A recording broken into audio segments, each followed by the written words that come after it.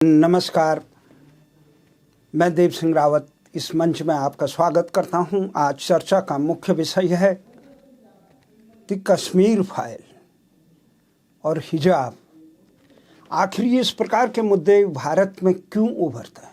आखिर क्या कारण है कि कश्मीरियों को अपने ही देश से देश विरोधी तत्वों द्वारा खदेड़ा गया? और जब किसी भी सरकार ने 3 दशक तक उनको अपने घर में नहीं बसाया, उनको भगाने वाले आतंकियों को, देशद्रोहियों को, मानवता के दुश्मन को दंडित नहीं किया, उनको कश्मीर से नहीं खदेड़ा, तो उसके बाद आज सवाल उठता है कि जो दी कश्मीर फाइल जो अग्निहोत्री जी ने बनाई, विवेक अग्निहोत्री ने बनाई, उसका विरोध जो कुछ लोग कर रहे हैं, भारत में धार्मिक उन्माद फैलाने के नाम पे कर रहे हैं। जब कश्मीर से इस प्रकार के आतंकवादियों ने भारतीय लोगों को, जिन्हें कश्मीर पंडित कहा गया, उनको खदेड़ा, खासकर हिंदू वर्ग के लोगों को, तब इन लोगों को भारत की सहिष्णुता, भारत की एकता, अखंडता, मानवता का कोई याद नहीं आई। आज ये लोग इस प्रकार की बात कर रहे हैं। कांग्रेस सहित तमाम उन दलों को ये सोचना होगा कि वो उन आतंकियों के साथ वो भी बराबर के गुनाहगार हैं। जो लोग कश्मीर के उन पीड़ितों के दर्द को उजागर करने पर घड़ियाली आंसू बहा रहे हैं, देश की एकता और अखंडता की दुहाई दे रहे हैं, वो लोग वो कहाँ थे कि जब भारत विरोधी आतंकवादी तत्वों ने कश्मीर से एक समुदाय के लोगों को लाखों की संख्या में खदेड़ा। 1990 के बाद आज तक उन आतंकियों ने कश्मीर में उन्हें नहीं बसने दिया, और भारत की सरकारें इतनी कमज़ोर रही कि वो उनको आज तक भी नहीं बसा पाई। तो जब इस प्रकार की एक दर्द किसी समाज का, देश की, ये सवाल कश्मीरी पंडितों का नहीं है, ये सवाल केवल हिंदुओं का नहीं, सवाल है भारत की सरकार का कि अब तक इस प्रकार के तत्वों पर जो राष्ट्र के खिलाफ काम करते हैं उन पर अंकुश लगाने का काम क्यों नहीं किया गया? जब सच्चाई सामने आई तो उसके खिलाफ आवाज़ उठाने वाले वो लोग कौन हैं जो धार्मिक सहिष्णुता के नाम पर, धार्मिक उन्माद फैलाने के नाम पर मानवता की दुहाई तब देते हैं जब आतंकवादियों को कटघरे में खड़ा किया जाता है, जब भारत के दुश्मनों को कटघरे में किया जाता है, तब उनको मानवता याद आती है, तब उनको भारत का संविधान याद आता है, तब उनको भारत में मानवता याद आती है। तो आज न केवल एक तरफ दी कश्मीर फाइल का विरोध हो रहा है, वहीं दूसरी तरफ कर्नाटक के उच्च न्यायालय द्वारा दिया गया निर्णय भी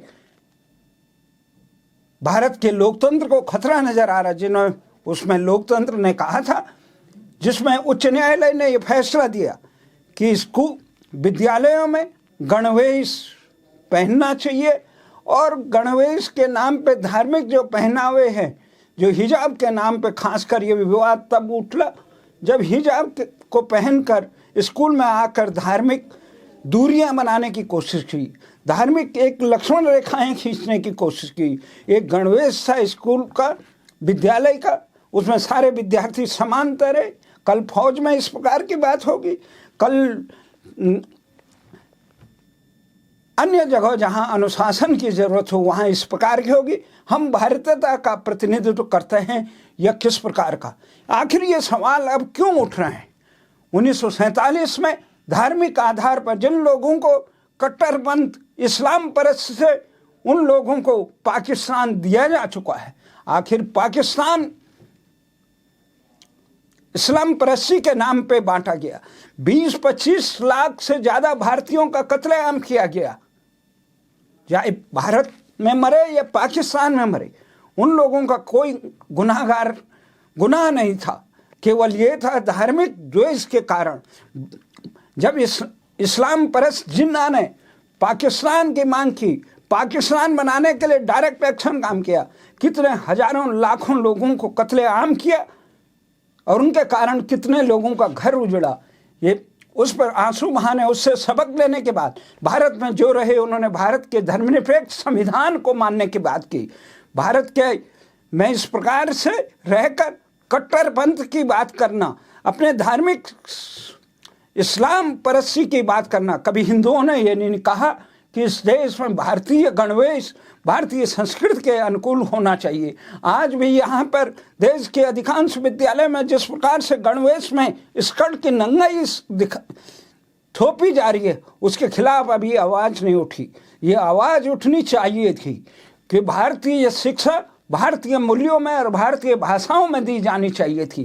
देश के शिक्षालयों में जब इस प्रकार से लॉर्ड मैकाले की शिक्षा दी जाती है, जब वहाँ पे भारतीय मूल्यों की जगह लुटेरे अंग्रेजों की शिक्षा दी जाती है, तब भारत के इस प्रकार का वातावरण बनेगा कि भारत के हजारों विद्यालयों में, भारत के प्रमुख विद्यालयों में, जवाहरलाल नेहरू विश्वविद्यालय जैसे विद्यालयों में भारत तेरे टुकड़े होंगे हजार जैसे नारे गाने वाले भारत के इस प्रकार के जब शिक्षार्थी बनेंगे, उसका मूल कारण ये है देश के हुक्मरानों ने देश की संस्कृति के अनुसार, भारतीय लोकतंत्र की आज़ादी के अनुसार, भारतीय भाषाओं में भारतीय संस्कृति के अनुसार शिक्षा दिशा नहीं दी।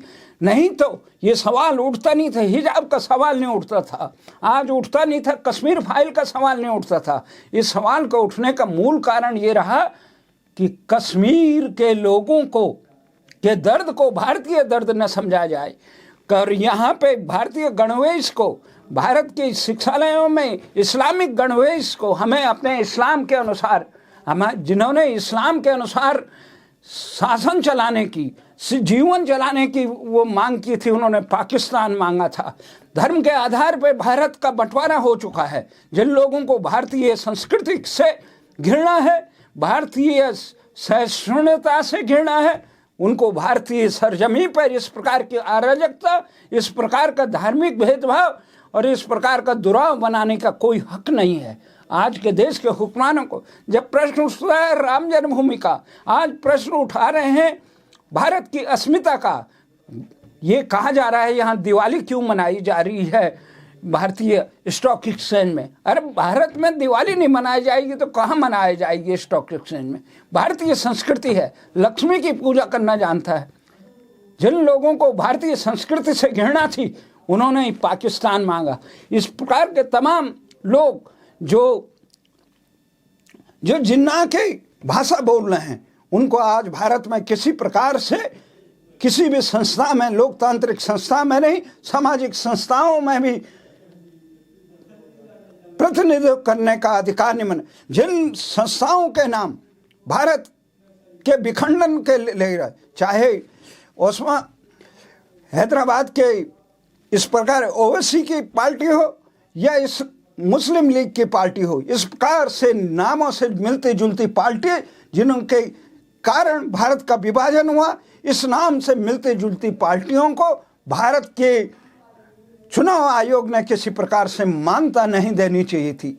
धार्मिक सहिष्णुता उनके लिए जो भारत को मजबूत करे, समानता का अधिकार उनके लिए जो भारत की एकता अखंडता के लिए काम करे, जो भारत को जुड़ाव करने के लिए, जो भारत की जनता में भेद करने के लिए हो, जो भारत की जनता में आपस में घृणा पैदा करने के लिए, राग द्वेष फैलाने के, उन पार्टियों को भारत में किसी प्रकार की इजाज़त नहीं मिलनी चाहिए थी।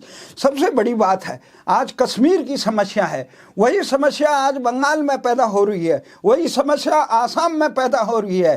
कि क्या कारण है? जहाँ पे भारतीय संस्कृति को मानने वाले अल्पसंख्यक हो जाते हैं, जहाँ भारतीय संस्कृति को मानने वाले कमज़ोर हो जाते हैं, तो वहाँ पर देश की एकता अखंडता के खिलाफ आवाज़ उठाने वाले सर उठाते हैं। इसीलिए हमारा ये मानना है कि देश के हुक्मरानों को चाहिए कि कड़े नियम पर लागू करें, कथनी और करनी में अंतर मत करें।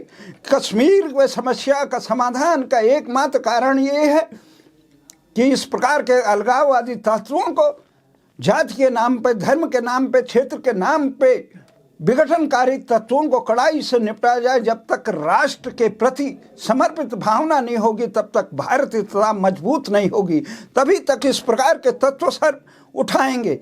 धार्मिक भेदभाव किसी के ना साथ हो, शोषण किसी के साथ ना हो, पर लेकिन धर्म के आधार पर इस प्रकार का बंटवारा भारत के विघटन के लिए कारण बनेगा। इसलिए भारत सरकार को चाहिए, इस प्रकार का जन आदेश जो उत्तर प्रदेश में मिला वो भारत के लिए एकता और अखंडता के लिए मजबूत है।